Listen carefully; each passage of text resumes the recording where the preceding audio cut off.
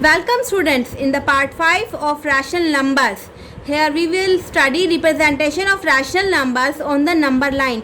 Number line पर अगर आपको एक नंबर लाइन गिवन है तो उस पर रैशनल नंबर्स को किस तरह से रिप्रेजेंट करते हैं इस वीडियो में वही हम सीखेंगे.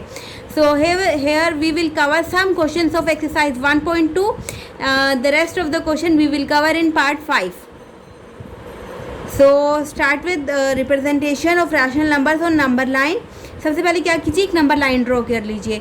एक थिंग बहुत इंपॉर्टेंट है, नंबर लाइन यही होती है आपकी 1 0, जिसमें 0 1 2 आपके सारे इंटीजर्स रिप्रेजेंट होते हैं.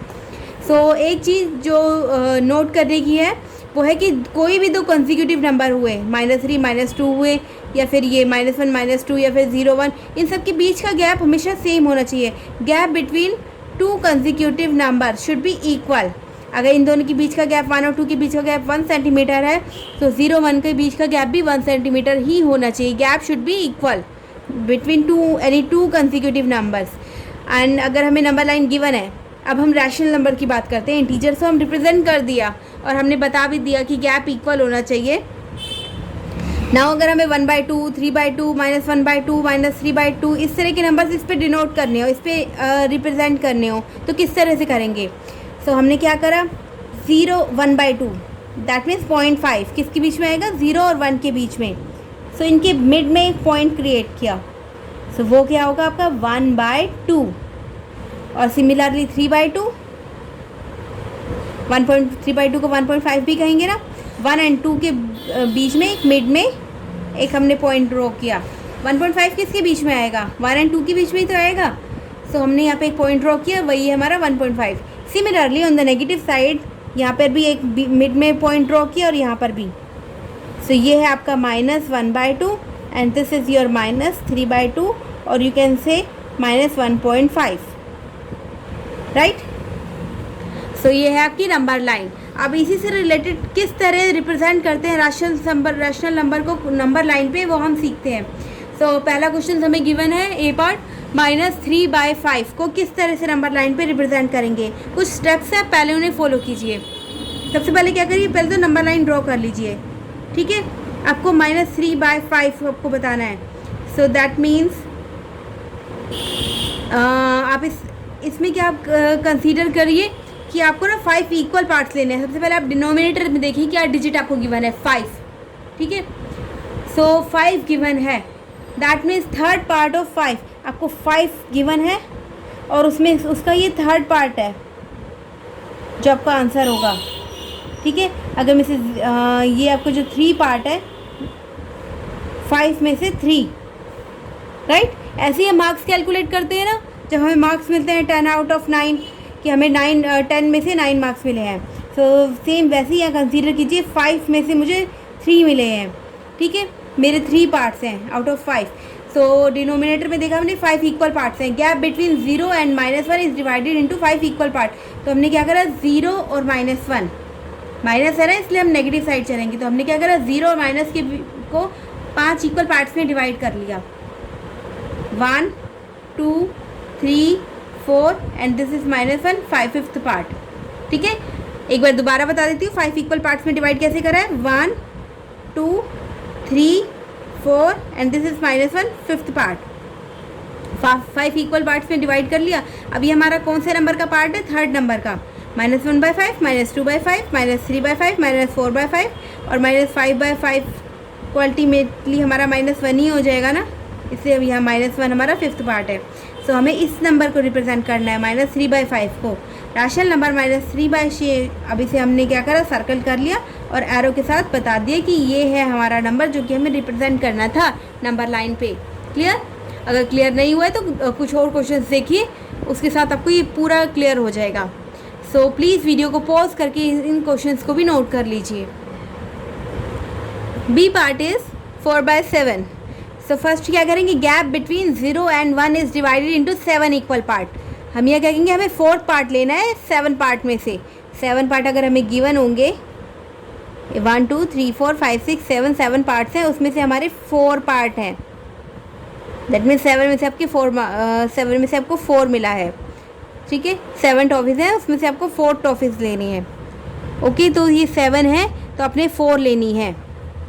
सो gap between 0 and 1 is divided into, हमने पॉजिटिव, अब हम पॉजिटिव नंबर्स पे आ गए हैं तो हमने इस पार्ट पे हम करेंगे। सो 0 और 1 के बीच का जो है हमने इसे क्या 7 इक्वल पार्ट्स में डिवाइड कर लिया है। 1 2 3 4 5 6 7, 1/7, 2/7, 3/7, 4/7, 5/7, 6/7 और ये होगा 7/7, जो कि अल्टीमेटली क्या हो जाएगा 1 हो जाएगा। राइट, आप इस तरह के क्वेश्चन को इस तरह से आराम से सॉल्व कर सकते हैं। 10 पार्ट्स हुए तो आप इसे 10 इक्वल डिवीजन में डिवाइड कर दीजिए, डजेंट मैटर। आपने बस ये ध्यान रखना है जो 0 और 1 के बीच में गैप है उतना ही गैप 0 और -1 के बीच में भी होना चाहिए। राइट, अब ये 0 और 1 की रेंज कितनी भी बढ़ा सकते हैं, बट इतना है कि बाकी अगर 1 और 2 होगा उसकी भी रेंज उतनी ही होगी। सो चलो क्वेश्चंस पे आते हैं। सो हमने इसे 7 इक्वल पार्ट्स में डिवाइड कर लिया। अब हमें क्या रिप्रेजेंट करना है, each part is of length 1/7। हर एक का जो यहाँ 0 से 1/7 का जो भी होगा डिस्टेंस होगा या लेंथ होगी वो इक्वल होगी। 1/7 और 2/7 की भी वही होगी। सारे इक्वल नंबर इक्वल पार्ट में डिवाइडेड हैं। रैशनल नंबर 4/7 हम कैसे शो करेंगे, हम इसे सर्कल कर लेते हैं, ये हमारा 4/7 और इसे एरो के साथ रिप्रेजेंट कर देते हैं कि हाँ this is the answer of our question. The next question is -8/3। ठीक है, अब यहाँ पे क्या है, डिनोमिनेटर में नंबर कम है। अर्लियर क्वेश्चन जो हमने किए 4/7 किया या इससे पहले वाला किया, उसमें क्या था, डिनोमिनेटर न्यूमरेटर से ज़्यादा है। तो इस तरह के क्वेश्चंस को कैसे सॉल्व करेंगे। तो यहाँ हमने क्या करा, सबसे पहले इस तरह से लिखा, -8/3 कैन बी रिटन एज -2/3। इसे आप कैसे करेंगे, आप ना एक काम करिए, 3 को 8 से डिवाइड कर लीजिए। ठीक है, ये हो जाएगा 3 2 6 2। राइट, सो ये 3 यहाँ लिखा, फिर देन हमने क्या करा, सॉरी ये 3 हमने यहाँ लिखा, ये वाला 2 हमने यहाँ लिखा और ये वाला 2 हमने यहाँ लिखा। राइट, ये आपका क्वोशिएंट, ये आपका डिवीज़र और ये होगा आपका reminder. Quotient, reminder, divisor. Right, इस तरह से आप इसे लिख सकते हैं और आपने इस तरह से लिख दिया।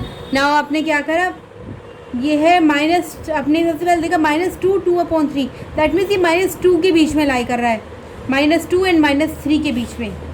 ठीक है, हमने इक्वल पार्ट में सब कुछ डिवाइड करके रख दिया है। -1 एंड -2 के बीच में जितना गैप है उतना ही गैप होगा -2 और -3 के बीच में। ये नंबर लाई कर रहा है -2 एंड -3 के बीच में। सो हमने क्या करा, 3 है ना अब नीचे, सो हमने क्या करा, -2 को अब थोड़ा इग्नोर करिए कि अब इतना तो आपको पता चल गया कि -2 और -3 के बीच में अब 2/3 है। सो हमने देखा कि यहाँ 3 पार्ट्स हैं, तो हमने क्या करा, -2 एंड 3 के बीच में 3 पार्ट्स में डिवाइड कर दिया, 1/3, 2/3 और दिस इज़ 2 3/3, विच क्या होगा वो प्लस में 1, ये कैंसिल आउट हो जाएगा ना, -3 ही आएगा। सो ये हो गया -2 1/3, -2 2/3 और -3। राइट, इस तरह से रिप्रेजेंट करना है। So simple it is. So अब इसे क्या करेंगे, इसे हम सर्कल आउट कर लेंगे और यहाँ पे हम रिप्रेजेंट कर देंगे -8/3 और -2 2/3। राइट, यहाँ पे हमने क्या करा, 3 इक्वल पार्ट्स में डिवाइड कर लिया है। जब पहले इसको इस फॉर्म में लिखना है, देन कैसे लिखना है आपको बता दिया गया है डिवाइड करके। देन ये इसमें से हमने देखा कि ये वाले पार्ट को, ये पहले तो इससे पता करना है कहाँ लाई कर रहा है, ये लाई कर रहा है -2 एंड -3 के बीच में।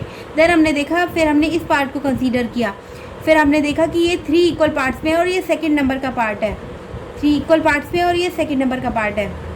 Right, so we are done with this question also. So let's move to the last question. Before that please video को पॉज करके इन दोनों क्वेश्चंस को नोट डाउन कर लीजिए। So D part is 9/4। So again जैसे अपने लास्ट क्वेश्चन में किया, क्योंकि यहाँ डिनोमिनेटर क्या है, यहाँ पे न्यूमरेटर ज़्यादा है डिनोमिनेटर से। ठीक है, तो हमने यहाँ क्या किया, इसी फॉर्म में लिख दिया। कैसे ऑब्टेन किया हमने, 2 1/4, 4 को यहाँ 9 से डिवाइड कर दिया। ठीक है, तो हमें मिला 4 2 8 1। सो यहाँ लिख दिया हमने 2 1/4, इसे इस फॉर्म में इस तरह से हमने लिख दिया ना। अब हमें ये भी क्लियर हो गया कि ये 2 एंड 3 के बीच में लाई कर रहा है, 2 1/4 है, तो 2 एंड 3 के बीच में लाई कर रहा है। नंबर लाइन पे हमने इक्वल डिवीज़न के गैप मेंटेन करके हमने नंबर्स लिख लिए हैं, -3 और -2 के बीच में जितना गैप है उतना ही हर दो कॉन्सिक्यूटिव नंबर्स के बीच में गैप है, ठीक है। 2 और 3 के बीच में भी उतना ही गैप है। सो अब हमने क्या करा, इसे कितने पार्ट्स में डिवाइड करेंगे, अब हम क्या करेंगे, इसको कंसीडर करेंगे। 4 में से आपको 1, ठीक है, 4 पार्ट्स में डिवाइड कर लेते हैं। 1/4, 2/4, 3/4 एंड 3, राइट, 4/4। ये तो कैंसिल 1 हो जाएगा, तो 3 + 1 4, वो सॉरी यहाँ 2 है, 2 + 1 3, राइट। सो ये हो जाएगा आपका 2 1/4, 2 2/4, 2 3/4, राइट। सो अब हमें मिल चुका है 2 1/4, तो हम इसे क्या करेंगे, सर्कल कर लेंगे और रिप्रेजेंट कर देंगे 2 1/4 और we can write it as 9/4, right. So we are done with this exercise, this part of video. So in the next part we will be doing rational numbers between two rational numbers. किन्हीं दो rational numbers के बीच में rational numbers किस तरह से find करते हैं वो हम करेंगे नेक्स्ट वीडियो में, पार्ट 6 में। सो पार्ट 5 आपका डन हो चुका है। आई होप आपको ये सब क्लियर हो गया होगा। So keep learning. Thank you for watching this video. Thank you.